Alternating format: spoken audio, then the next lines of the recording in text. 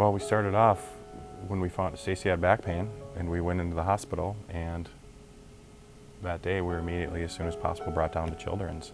And it was 5 days before we had our twins. We had twins. We just had no idea, you know, what we were in for, truly, at 23 weeks. It was quick, very, very quick.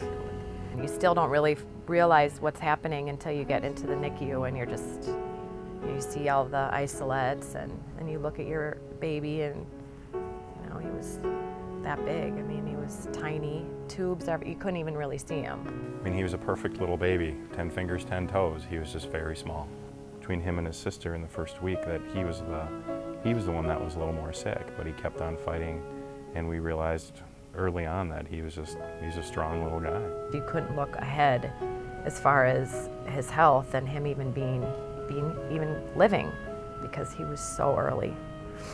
So it was just absolutely, it was scary. Mm-hmm.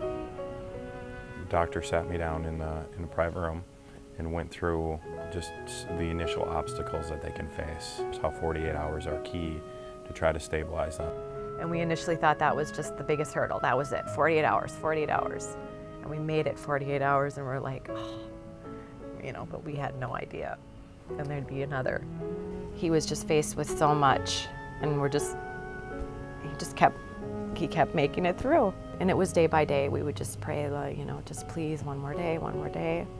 It was grams that he would gain every day, and grams were big. And when you think of how small that unit of measure is, to be happy about that, 10 grams would be a good day. I remember I was Bonnie Landrum, one of the doctors down in the NICU, she was rounding on him, and he was getting more stable, and I looked at her and I'm like, when can I stop worrying about him? And she just laughed. I mean, she was almost on the floor laughing. She's just like, you will never, ever stop worrying about him. Yeah, that was a good day. We were there for, I think we said 107 days, and went home just before Christmas of 2004. 2 years ago was the first year of T-ball, and seeing him out on that baseball field and hitting the ball off the tee and running to first base with all the other kids, fantastic. He learned how to ride his bike this summer. I could see it in his face how proud he was. It was great. You realize the and long I cried road. as he goes down the street. Yeah, the long road you come down, the tough days, the hard days, all the therapies you've gone through, you realize that it's worth it. He is on no medication. He has no issues. He doesn't need an inhaler. He doesn't need anything. And it was all worth it. You just look back and think it was a long road, and we're still traveling down it, but we're